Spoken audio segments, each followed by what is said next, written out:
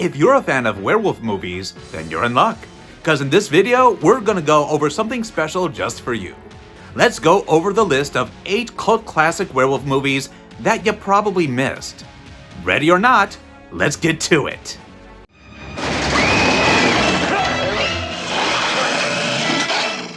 Hey guys, welcome back. When people talk about werewolf movies, it's usually the same handful of titles that come up every single time. You hear about An American Werewolf in London, The Wolfman, The Howling, and maybe even Dog Soldiers. That's pretty much it. But to be honest, some of the most fun werewolf movies ever made were not really the famous ones. They were usually hidden in the cult section, the bargain bin, and the late-night cable TV slot. These movies were made with limited budgets, questionable special effects, and filmmakers who had way more passion than money.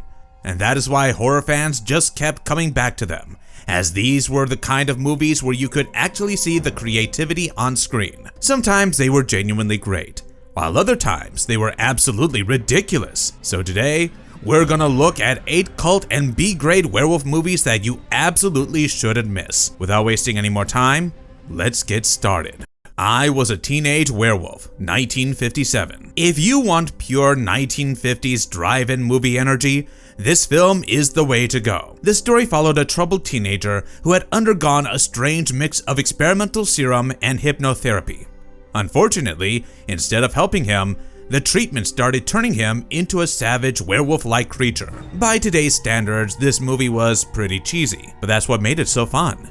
It was produced by American International Pictures, the studio that had practically built its reputation on low-budget teen horror and science fiction movies, and the film was reportedly made for somewhere between $82,000 and $123,000.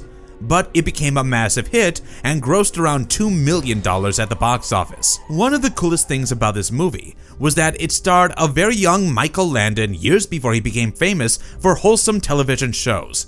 It was also one of the films that helped launch the entire teenage monster craze that dominated drive-ins during the late 1950s. Watching it today feels like opening a time capsule, as the dialogue is dramatic, the science makes absolutely no sense, and the werewolf makeup is insanely old school. But if you love classic B-movie horror, it is impossible not to have fun with this one. Werewolf of London, 1935. Most people think cinematic werewolves began with The Wolfman, but actually, they didn't. Several years before that film had even arrived, Universal had released Werewolf of London, and it was one of the most overlooked monster movies from the studio's early years. The film followed a botanist who returned to London after being attacked during an expedition in Tibet. Very soon, he realized that moonlight began triggering his transformation into a monster. What makes this movie fascinating even today is how different it feels from later werewolf films. The werewolf design is much more human-looking than what audiences would eventually become familiar with. Instead of a giant hairy monster, the creature has an eerie and unsettling appearance that feels surprisingly creepy. But as it never reached the legendary status of Universal's other monsters, the film developed a deep-cut cult reputation over the years. And if you're interested in horror history and want to see where many werewolf movie ideas came from, you should definitely check this one out. The Beast Must Die, 1974. Okay. This movie literally had one of the greatest gimmicks in horror history. The setup was basically Agatha Christie meets a werewolf movie. A wealthy hunter gathered a group of guests at his isolated estate because he believed one of them was secretly a werewolf, and the entire film just became a mystery where you were constantly trying to figure out who the monster was. But then, the movie did something completely insane. Near the climax, it literally stopped. The screen announced a werewolf break, and gave the audience time to guess the werewolf's identity before revealing the answer. And I absolutely love that. Produced by Amicus Productions, a company that was famous for low-budget British horror films, The Beast Must Die embraced its limitations and turned them into part of the entertainment. The movie was stagey, the budget was obvious, and some of the action sequences were just a little rough around the edges. But none of that mattered, because the central idea was so much fun, and this is exactly the kind of movie that is perfect for a horror movie night with friends, where everybody starts arguing about who the werewolf is. I don't know about you, but I would definitely love to be part of that argument.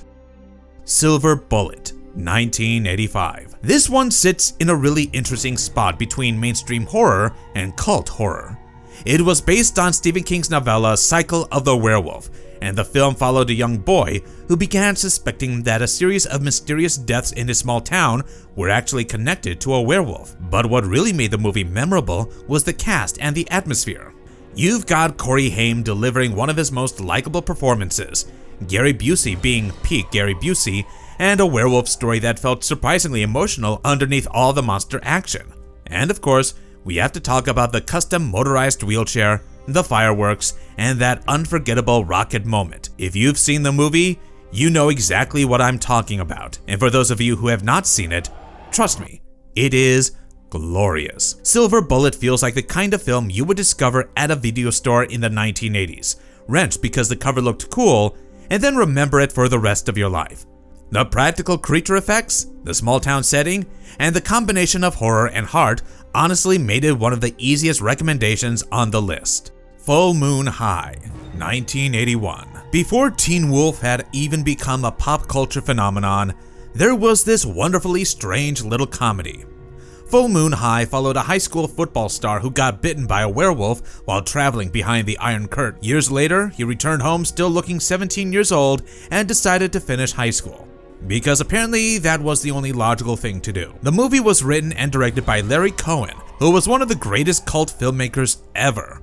If you've ever seen movies like It's Alive, Q the Winged Serpent, or The Stuff, then you already know how wonderfully weird his work could get.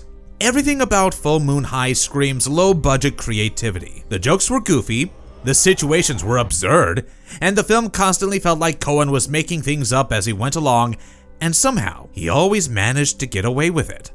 It wasn't really trying to scare you, it was just trying to make you laugh. So if you're in the mood for a werewolf movie that is more interested in comedy than horror, this one is a fantastically hidden gem. Howling 2, Your Sister is a Werewolf, 1985. Before we dive right into the sequel, we need to give a little respect to the original, The Howling. The first film was not some giant blockbuster, as it was made on a relatively modest budget and relied heavily on practical effects, creative filmmaking, and clever ideas. Despite those limitations, it turned out to be one of the most beloved werewolf movies ever made and earned a huge cult following.